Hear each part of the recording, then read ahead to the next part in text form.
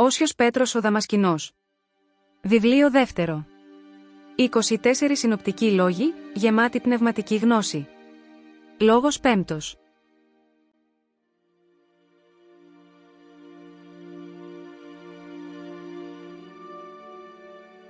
Του πέμπτου λόγου η σειρά, που έχει ως ψηφίο το ε, και την υπομονή θα μας παρουσιάσει.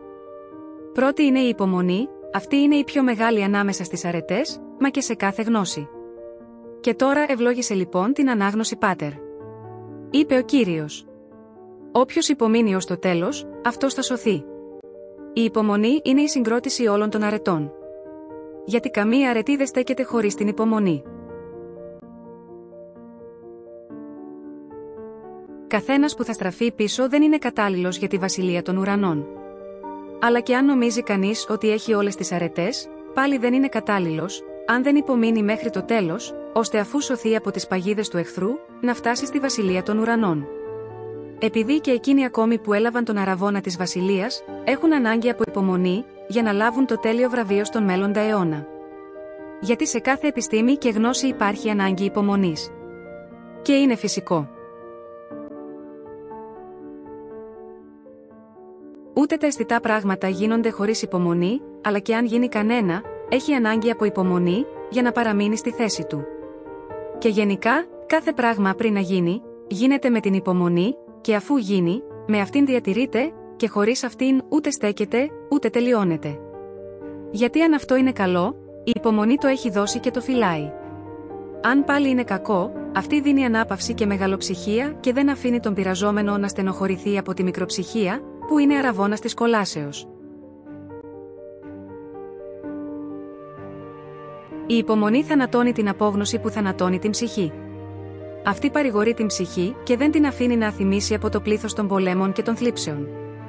Αυτήν αφού έχασε ο Ιούδας, βρήκε το θάνατο της ψυχής και του σώματος, γιατί δεν είχε πείρα του πολέμου.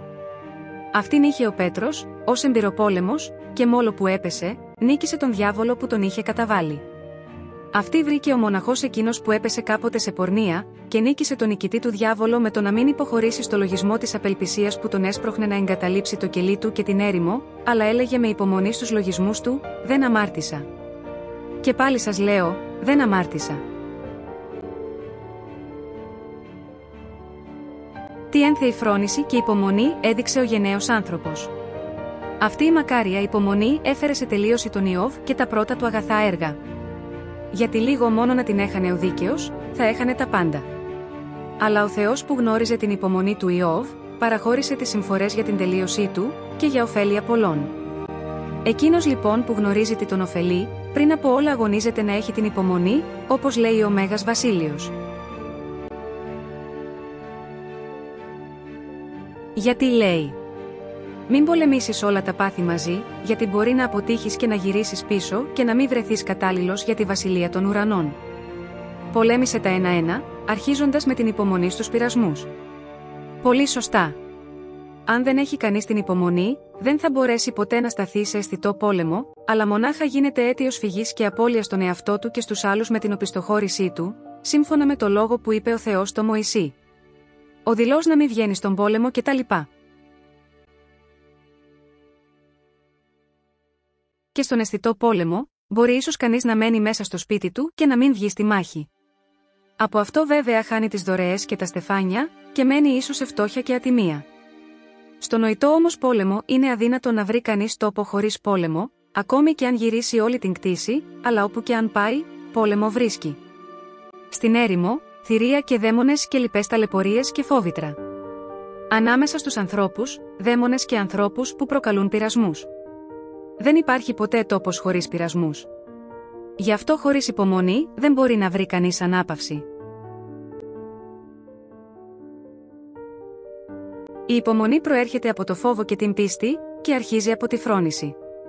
Ο φρόνιμος δοκιμάζει τα πράγματα με το νου του, και βρίσκοντας τα αδιέξοδα, όπως η Σωσάνα, προτιμά τα ανώτερα, όπως εκείνη. Συγκεκριμένα, η μακάρια Σωσάνα είπε προς το Θεό: «Παντού βρίσκω αδιέξοδο. Αν κάνω το θέλημα των ανώμων πρεσβυτέρων, χάνεται η ψυχή μου με τη μοιχεία, ενώ αν τους παρακούσω, θα με κατηγορήσουν για μοιχεία και ως άρχοντες του λαού θα με καταδικάσουν σε θάνατο». Καλύτερα όμως να καταφύγω στον Παντοδύναμο, κι αν ακόμη πρόκειται να θανατωθώ. Τη φρόνηση είχε η Μακαρία, γιατί διέκρινε σωστά και δεν έπεσε έξω στην ελπίδα της. Έτσι, όταν συγκεντρώθηκε ο λαός και κάθισαν οι άνομοι κριτές για να κατηγορήσουν την άμεμπτη και να την καταδικάσουν σε θάνατο ως Μιχαλίδα, ευθύς ο 12χρονος Δανιήλ αναδείχθηκε προφήτης από το Θεό και την λύτρωσε από το θάνατο, στρέφοντας το θάνατο πάνω στους πρεσβυτέρους που θα την έκριναν άνομα. Με αυτήν έδειξε ο Θεός ότι είναι κοντά σε εκείνους που προτιμούν να υπομείνουν τον πειρασμό για χάρη του και να μην προδώσουν την αρετή από ολιγοψυχία για τον πόνο, αλλά να προτιμήσουν τον νόμο του Θεού υπομένοντας τις συμφορές και να χαίρονται με την ελπίδα της σωτηρίας. Και πολύ εύλογα. Γιατί αν αντιμετωπίζω με δύο κινδύνους, έναν πρόσκαιρο και έναν αιώνιο, δεν είναι καλό να προτιμήσω με τον πρόσκαιρο? Γι' αυτό λέει ο Άγιος Ισαάκ, καλύτερα να υπομείνει κανείς τους κινδύνους για την αγάπη του Θεού και να οδεύει προς Αυτόν με την ελπίδα της αιώνιας ζωής, παρά από το φόβο των πειρασμών να ξεπέσει από το Θεό στα χέρια του διαβόλου και μαζί με Αυτόν να πάει στην κόλαση. Καλό λοιπόν θα ήταν να χαίρεται κανείς τους πειρασμούς, όπως οι Άγιοι, για την αγάπη του Θεού. Αν όμως δεν είμαστε τέτοιοι, τουλάχιστον ας διαλέξουμε το ελαφρότερο στην παρούσα ανάγκη. Επειδή πρόκειται, ή εδώ να υποστούμε σωματικούς κινδύνους και να συμβασιλεύσουμε νοητά με το Χριστό, σε αυτή τη ζωή με την απάθεια, αλλά και στη μέλουσα, ή από το φόβο των πειρασμών να ξεπέσουμε όπως είπαμε και να πάμε στην αιώνια κόλαση. Από αυτήν ήθελε να μας λυτρώσει ο Θεός μέσω της υπομονής των δεινών.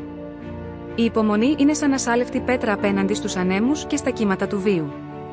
Και όποιος την έχει, ούτε στην πλημμύρα ατονεί ή στρέφεται πίσω, ούτε στη γαλήνη και στη χαρά υπερηφανεύεται, αλλά είναι πάντοτε ο ίδιος και στην ευημερία και στη δυσκολία. Γι' αυτό και μένει άτρωτος από τις παγίδες του εχθρού. Όταν συναντά τρικυμία, υπομένει με χαρά, περιμένοντας το τέλος της. Όταν είναι καλός καιρός, περιμένει πειρασμό ως την έσχατη πνοή του, όπως είπε ο Μέγας Αντώνιος. Ο άνθρωπος αυτός γνωρίζει ότι τίποτε απολύτως στη ζωή δεν είναι αμετάβλητο, αλλά όλα περνούν. Γι' αυτό και δεν φροντίζει για τίποτε από αυτά, αλλά τα αφήνει στο Θεό, γιατί Αυτός φροντίζει για μας. Σε Αυτόν πρέπει κάθε δόξα, τιμή και εξουσία στους αιώνες. Αμήν. Πηγή κειμένου, Φιλοκαλία των Ιερών Νηπτικών.